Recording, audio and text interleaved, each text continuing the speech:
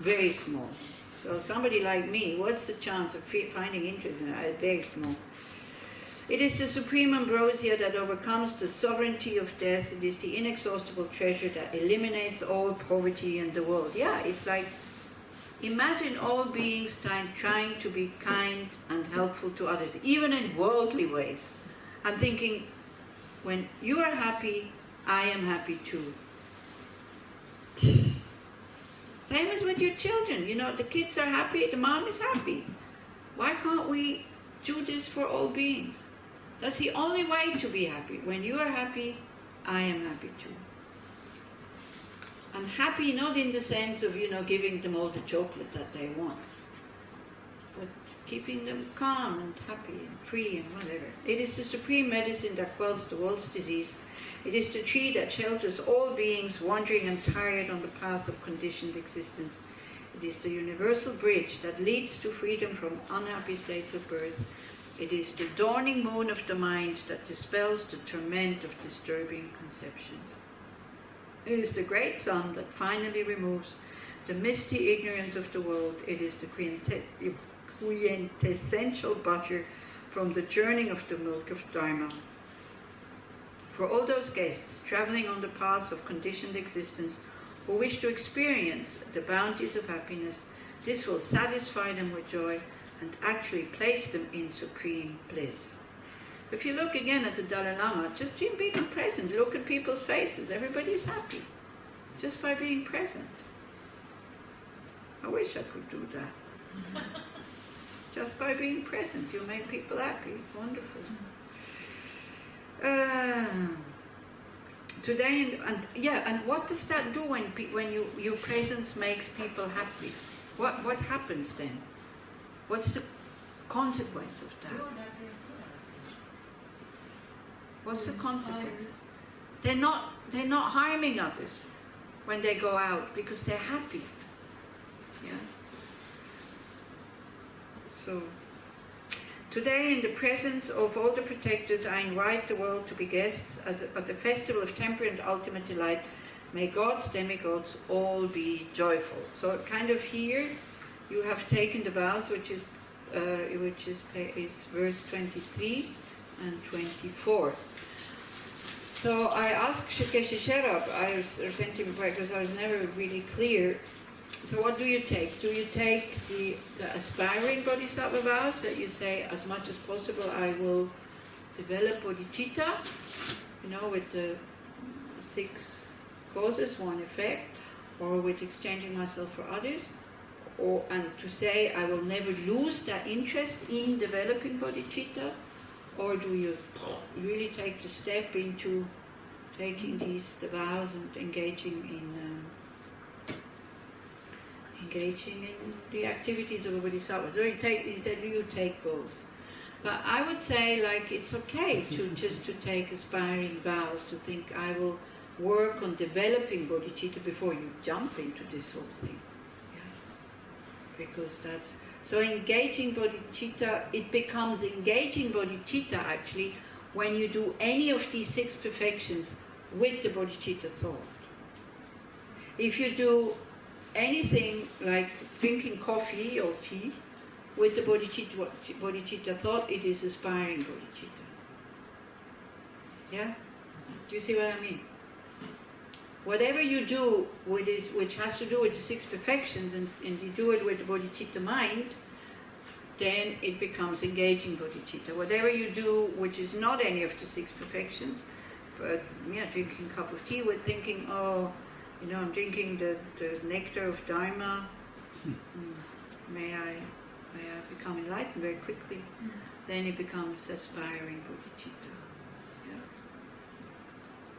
I have to admit, I'm not doing that many real engaging bodhicitta actions in the day. I just have to talk about it. What about you guys? Huh? What? Not so many. Not so many? Not so many. Certainly not to all beings. But I still think it's good to have the motivation. Yes, exactly.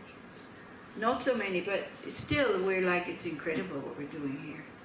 It's really incredible, and to apply this. And again and again and again for years for some of you, and then hopefully also next lives. And this will lead us to full enlightenment. So this is, I think we have great reason to rejoice about this.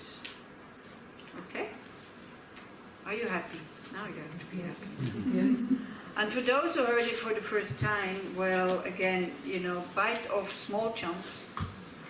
See it as a hypothesis, see it as a possibility, see it as a, like you said, you're here out of curiosity, that's fine. Then behave like somebody out of curiosity and not thinking that you have to do it.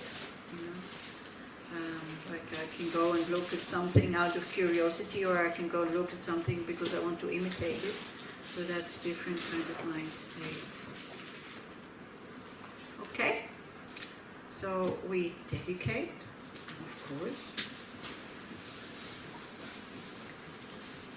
with this verse, which represents the Bodhisattva, which is on page, probably at the beginning. I have it in Hebrew.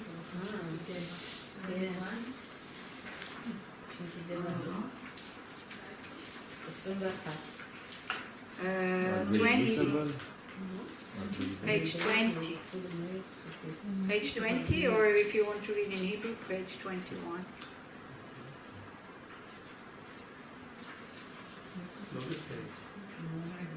Huh? It's not the same. No. In 21 is in Hebrew from Shantideva's chapter 10. Ah, there, okay. Maybe 19 in Hebrew? Maybe 19 in Hebrew, yes, exactly. Hebrew and Tibetan, very good. This I still am not used to it, that I have to go backwards in order to go forward.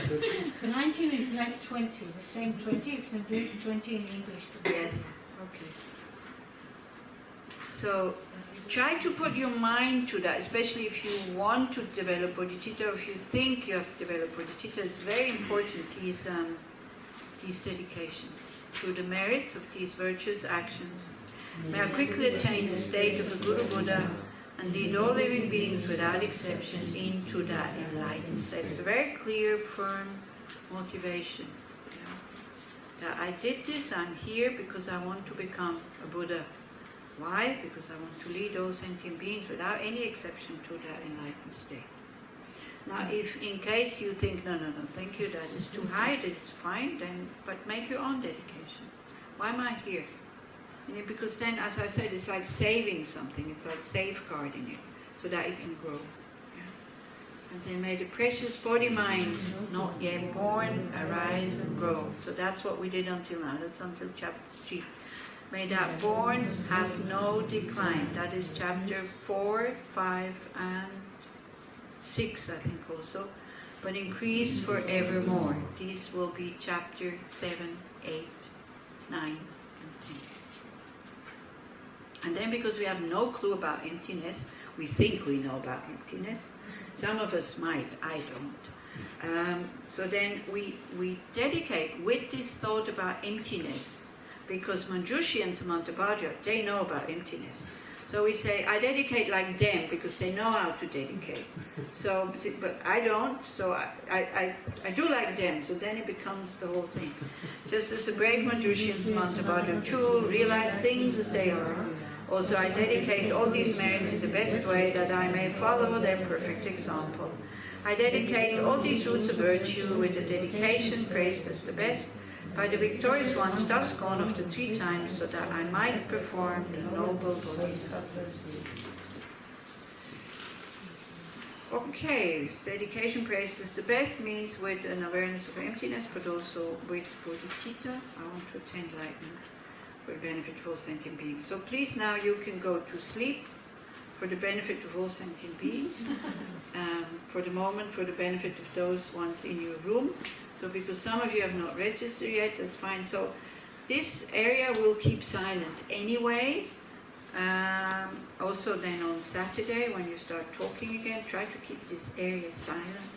Tonight in the Moadon, you can, so it's where it used to be, you'll see where the prayer flags are. You can still talk, not in here, and please not in your rooms, unless it's really, really, really necessary. Okay? But if you want to speak with somebody that you haven't seen for a long time, Moadon, that's fine. And also not outside the rooms, yeah, so that people want to sleep or be quiet. And then tomorrow is silenced all day. If you have questions, unless I ask you questions and you give me an answer, it's quite helpful if you write it down on a piece of paper, and then in the evening I will answer them, because very often questions get answered during the day, so we don't need to spend time with it. And yeah, so please be mindful of the silence tomorrow, and then Saturday after the Dana talk and all this, you can talk again. So it's also a day and a half, it's okay. No creating, at least you, no creating negative karma with your speech. For me, unfortunately, I'm not in that position. Yes, Kiki. Again, who needs the text? The radio